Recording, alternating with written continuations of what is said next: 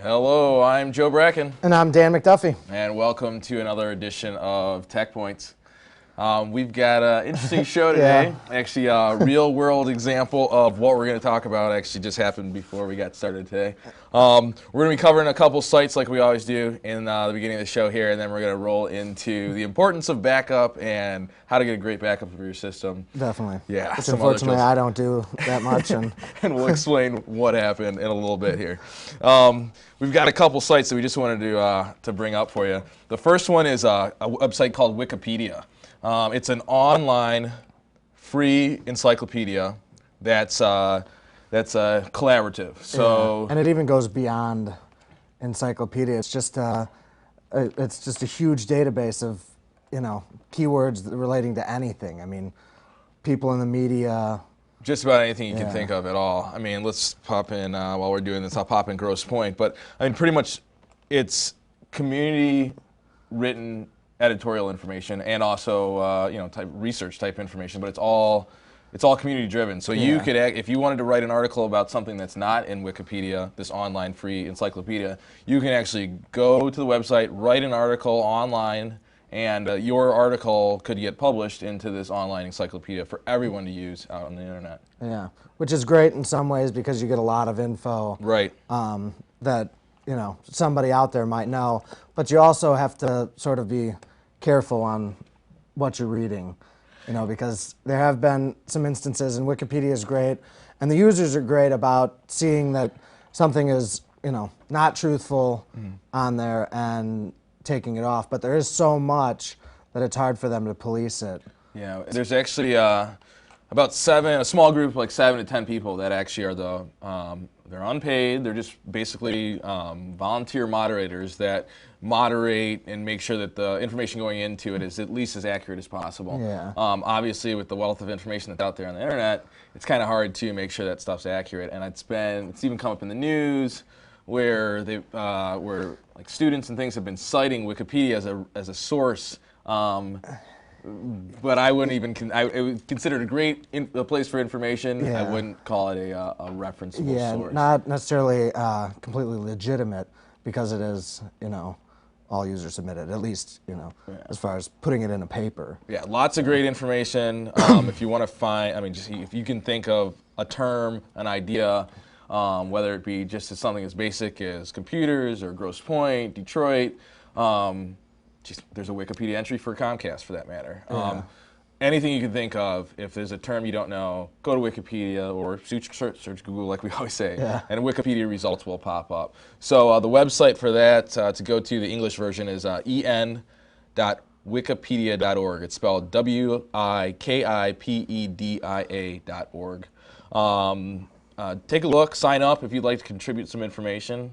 It's a great way for you to get something out of the web and also give some information back.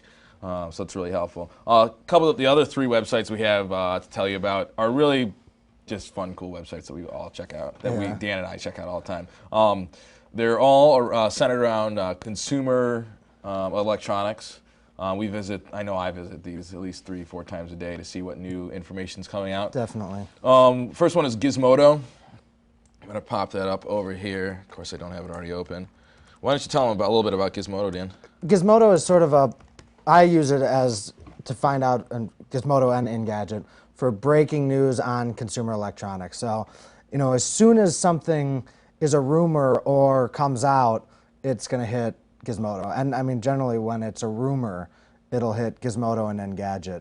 And I think it's a great resource to sort of keep up to date on new products coming out, just new ideas that people are having about products. That's what I think is most interesting. When, Apple, there's a rumor that Apple is going to release a new all-video iPod, that the entire iPod would be one video screen. and Engadget and Gizmodo are constantly having, articles about it, and some of them are just rumors. Some of them seem to be true. I mean, what do we have on here? We've got, we got cool all sorts little of different hard drive enclosures, just about any little gadget you can think of. And there's just some crazy audio, stuff on video, here too. computer related, some on motorized scooters.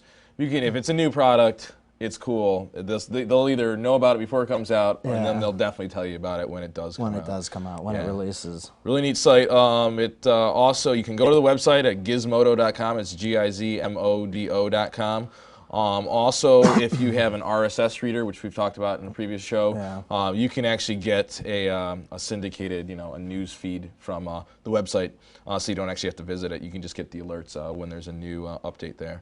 Gizmodo also has a podcast, which features all the same information that is on their website, so that's really cool too. The other, this is like probably their closest competitor, really, for this type of information, is a website called Engadget.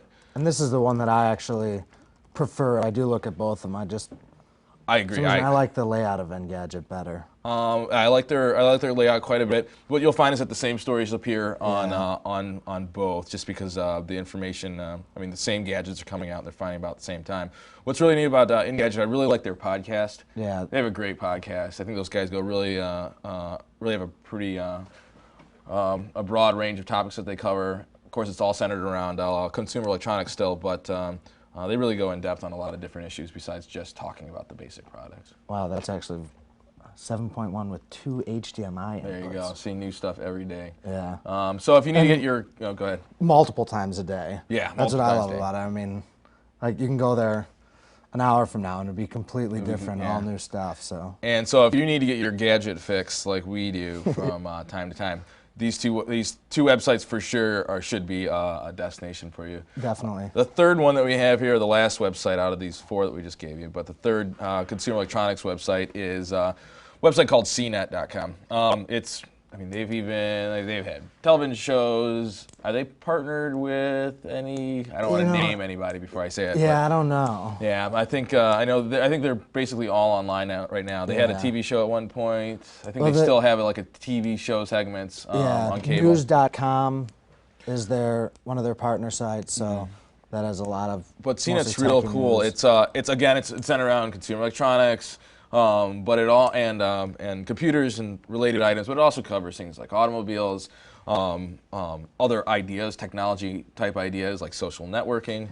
A lot of the stuff we talk about on this show, we're using CNET as a resource. So if you want to go to a source that we use for the show and for our everyday learning and work, this is one of the great sites. And I think CNET's sort of like a consumer reports replacement. Yeah, that's good. That's sort of what I use it for. I don't really use it to get the breaking news, which they do have, but as far as reviews on products, I mean, they have reviews on everything. I mean, that's, I think, what they really do is they get the latest breaking products, do a review on them, use them for a week.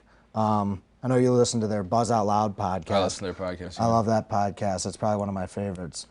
But just the reviews, I think, are the best. Yeah, if you're looking to buy something that's available now, that's a great place to go, just to get an idea of how does it fit in the market, what's it going to cost me, and what do they think about the product. Cell phones, automobiles, you can search by products by price, by brand, things like that. So really a wealth of information if you're looking to purchase electronics or car, that type of product. Yeah, any of that. And they have great, a lot of video on here showing you how to use different things. It's a great site. Yeah.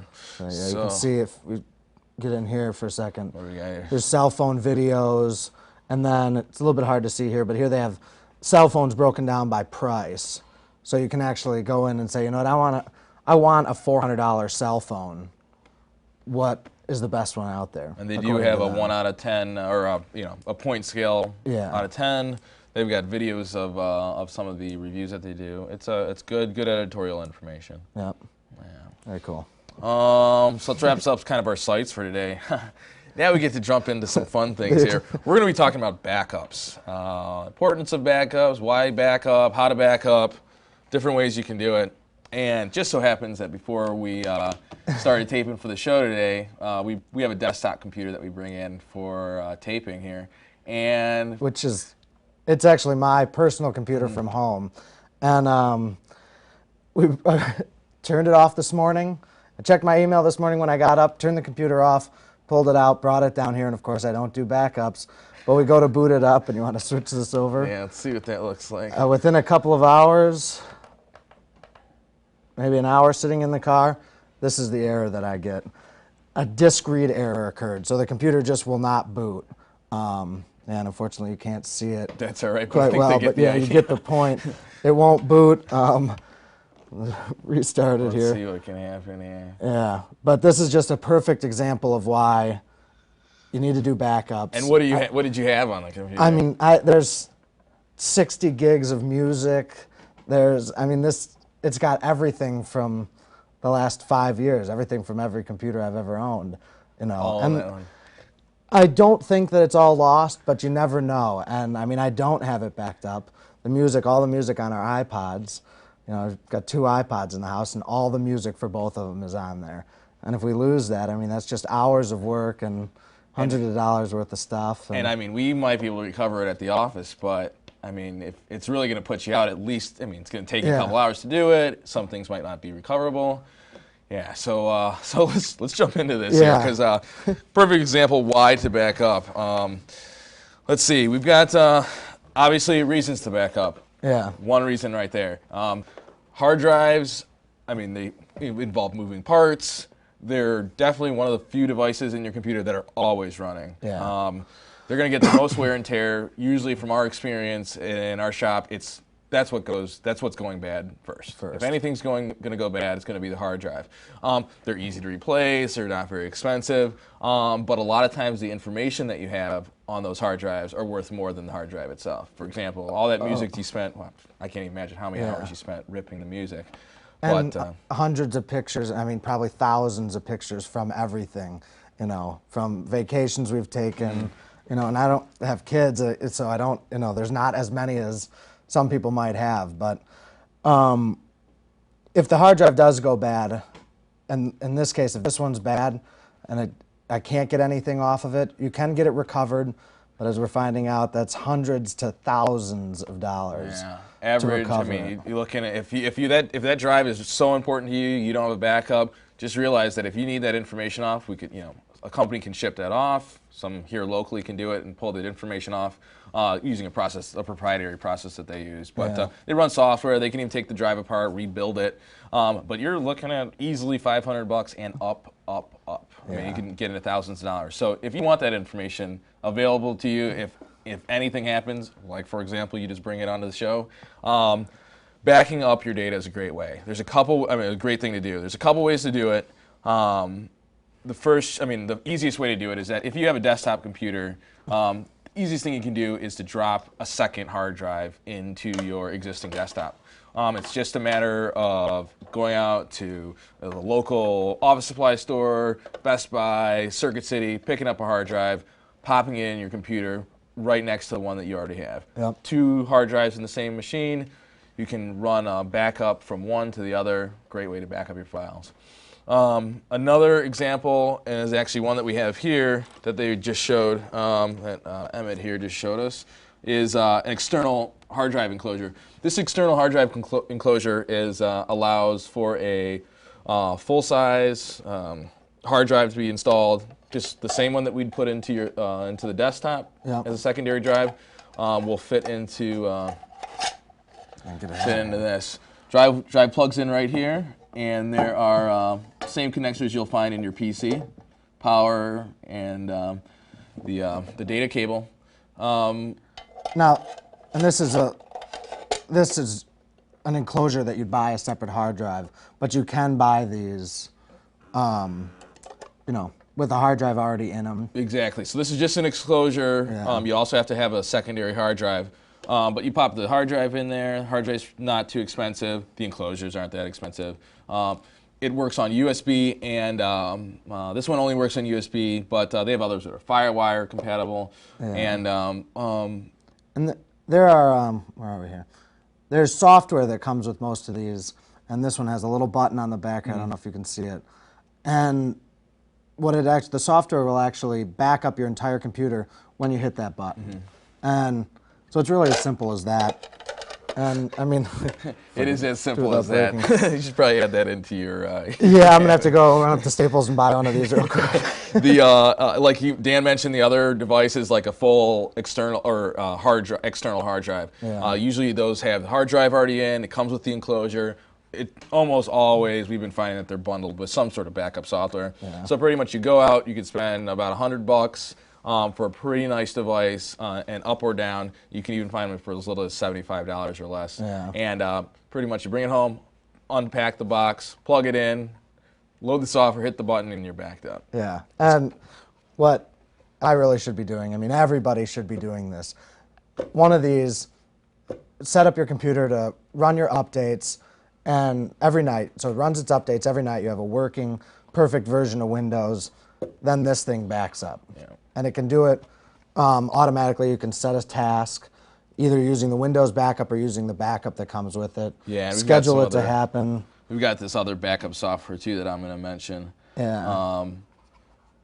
Pretty much just kind of two pieces. One, buying the hardware, buying the extra hard drive, buying the space. Also, some other options instead of putting the data onto a hard drive, of course, include you can always back up to CDs. Yep. Of course, CDs don't hold. Now that we're getting into more and more files and things, they don't hold as much. Larger. You can back up to DVD as well.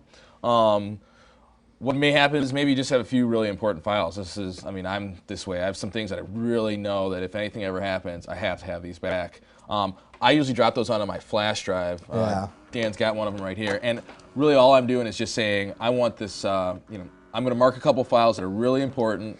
I'm going to, drop them onto this flash drive. And it doesn't hold very much, but it's good for just like a short, quick couple files that I have to have. Yeah, now this one only holds a gig, which is not that big, but I mean, it's perfect. I've got our, our accounting files are on there. I've got some other stuff like that.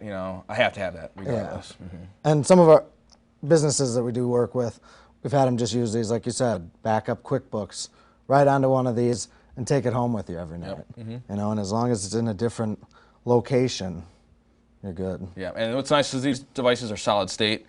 Same with dropping it. I know a lot of laptops and things have these small card slots. Yeah, he's got the close-ups going. Small card slots, and if you have small files, that's a 16 meg one. That's really small. But they've got gigs worth of information there. The other thing that we have is here we go. Yeah. Another external drive enclosure. Same deal. This is just the enclosure. These things are, about $15 to $30. There it goes, AdaptTech. Again, it opens up like the other. There's a couple connections, a USB and power.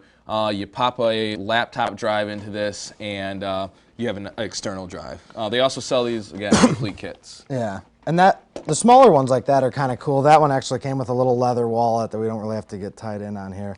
But so you can carry it around, if you want to transfer stuff from the office back home. Real small, just throw it in your pocket. And another option, a lot of us, we always come back to these iPods because I use mine every day, and I know you do, but I actually personally back up my laptop files to this iPod.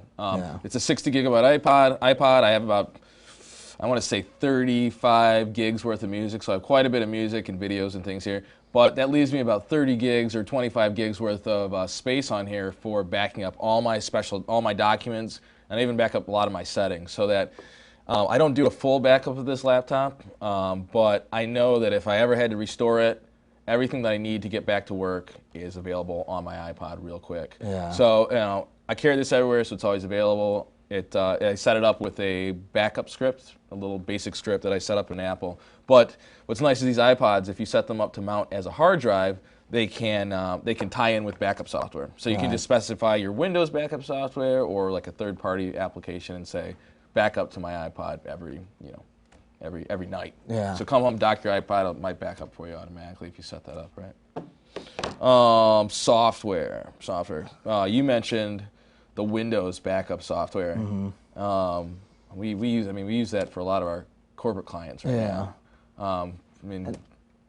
I think it's sufficient. Yeah, it's sufficient. You know, you can schedule a task. You can schedule it to back up whenever. I mean, daily, weekly. We do a lot of. It does it on the days of the week, so Monday through Friday, and not Saturday and Sunday, which is probably okay. Having it do it at night is really nice. Yeah, you know, it is. just you don't even have to worry And on about a schedule. And I mean, it can, that same software though doesn't have to back up just to a hard drive. I mean, you can back up to like a tape drive, especially if you have a large hard drive or a group of drives. But there's a lot, or you can even back up to a network drive. So say you have a secondary computer, you could have one computer back up its files to the other, which is really neat. Yeah, or just create a file on the existing hard drive that it just backed up, and you can burn that to a disk. Yeah, it's good. I'm confusing myself with what we're backing up to what. Yeah. But the Windows backup software works really well. It works pretty well, especially if you're going to restore a whole system. Yeah. If you need to just grab one file, that's where things get a little bit. That's where it's sometimes to your advantage to use like a third-party app. Yeah. Because they seem to handle that stuff a little bit better. One of the applications that is actually released free now that I've used at the office is called WinBackup. It's called WinBackup 1.86. It used to be a shareware application where you could download it for free, use it, but after a certain period of time you had to pay for it. Let's see if I can find our links here. But now that WinBackup is free. Have you used this before, Dan? You know, I've played around with it. I don't actually think I've created a backup with it, though. It's a really small file. Yeah. Let's see if I can find this. Yeah, it's a really small file. It's 100% free. There's no ads that are attached to it for. You know, a lot of times this free software bundles a lot of ads and things like it. Doesn't have it in this case. It's really easy to use. Pretty much you load the application, you double click on it, get it started. It only gives you a few options. It's backup, restore, some settings so you can do scheduling. So you can schedule backups just like you do in your Windows backup. Yeah. There's really no reason if you don't have if you're not backing up right now and you maybe have some extra space or you'd like to back up a DVD or CD, there's no reason why you shouldn't go out and pick the software up. It's free. Free. Search on the internet for WinBackup free. Those two, WinBackup one word and free for the second word. You can also find it at a website called backupanswers.com/free WinBackup. That'll give you a link right to download that, and it's really good. We should talk a little bit about the restore function. You know, when you say restore, you can actually restore your computer. I mean, you will restore your computer back to that same point, exactly how it was if you do a full backup, which is really nice. I mean, you know, all the settings, all your favorites, I mean, just the background, getting all that stuff, getting your computer back to the point that you had it can be quite a hassle. I mean, if you reinstall the operating system and you open Internet Explorer, it's going to start asking me to remember my passwords and do I want to open this page because it's secure. All that stuff that I originally said, yes, do this every time, it's going to now be asking me. So by creating a full backup is a very nice way to just get the computer right back to where you are. You can reload Windows, reload WinBackup or use the Windows backup, hit restore, and your computer is exactly like it was. Yeah, it's too bad you can't do that with yours. Yeah, that's what it's going to drive me nuts. It's going to be hours of Couple work. hours worth of work. God, so mad. Since we're kind of talking about what, like, you know, the importance of backing up, some of the you know, recommendations that I have, and I'm sure, I mean, Dan and I, we say this all the time, is a backup regularly. Yep. I know, especially at work, for our work files, we do a lot of backing up on those. You know, every 3 times an application gets shut down, like our QuickBooks file backs up. I move files around our network. Really, it's not a full backup, but moving things around, which is pretty neat, just to keep make sure that if something fails, we maybe have a copy somewhere else. Yeah. Store, you know, really important files that you want to keep for a long time. You can, you know, say you have tax documents, maybe, you know, wills, things like that. Any really important documents that you have, you can always back those up to like a flash drive, like we showed, solid state. It's you know, no moving parts. Yeah. You can toss I that. should mention. Oh, go ahead. Yeah, I mean, I was just going to say you could toss that into a lock firebox at home. Toss it into a secure, you know, safe deposit box. Real secure way to keep your data. I have one of these similar to this. Mine's a lot more beat up, but I've actually not purposely, but it's gone through the washing machine. And it it's still actually made it works. out. Yeah. Okay, I'm not going to try that. Yeah, I wouldn't try that, but it works. And like you said, they're solid state, no moving parts, no electricity in it right now. So, yeah, I was a little irritated when I pulled it out of the washing machine, and I'm like, well, let's see if it works. A couple other things here. One thing that I do, especially when I'm working on a big project, say if you're working on something for work, maybe something for school, I've been doing a backup version. So, if I'm working on something right now, I might say, I'm going to save a version for today. Yeah. So I'll date it. I may kind of have my own system for dating it, but I'll date that file on the file name, and that way, when I come, maybe tomorrow I come in, I can create another backup. So if I kind of screw something up or need to backtrack a couple days or even maybe a couple hours, I can use those different versions to do that. It's usually when I'm only working on stuff that's really important. I don't want to lose it, but it's say you've got that big term paper, you're working on your thesis, something like that. It'd be terrible if you had to start from scratch. And you hear about that a lot, college students losing a paper, losing something. I mean, even for stuff like that, you could, if you're not going to use one of these, not going to go out and buy one of these because, they're $50+ an old school 3.5-inch disc, or 3.25, whatever it is, I don't even know anymore. That'll work for most of your term papers, most files, if your computer still has a floppy drive. Yeah, that's the one thing. A couple real quick before we close out here. We've got you can also back up information onto the web, which is great. A couple free services. I'll just touch on them really quickly. You can go visit the websites and check them out more. One of them is called XDrive. You go to the website, xdrive.com, sign up for a free account or a full account, paid account. The more you pay, the more space you get. You can upload videos, music, documents, just about anything. What's nice is that they're available to you anywhere you have a web connection. Also, a lot of these services allow you to stream, share your videos, share your music, stream your music, share your folders, or share your files really easily. Other one that we have here is Streamload. I've actually used this one before. They've got a free 25 gigabyte online account, and it's really neat. I think this one works really well. Again, web-based, and I mean it's amazing that it's free. Yeah. Now, isn't this one goes on bandwidth though, on how much you upload and download, right? So I think you can only upload like a gig a month. That's how they limit you. Yeah. And also, you take in consideration the upload speeds now for DSL and cable, and really, it's going to take a long time to upload 25 gigs worth of stuff. So that's kind of how their business model is working. One more, Box.net.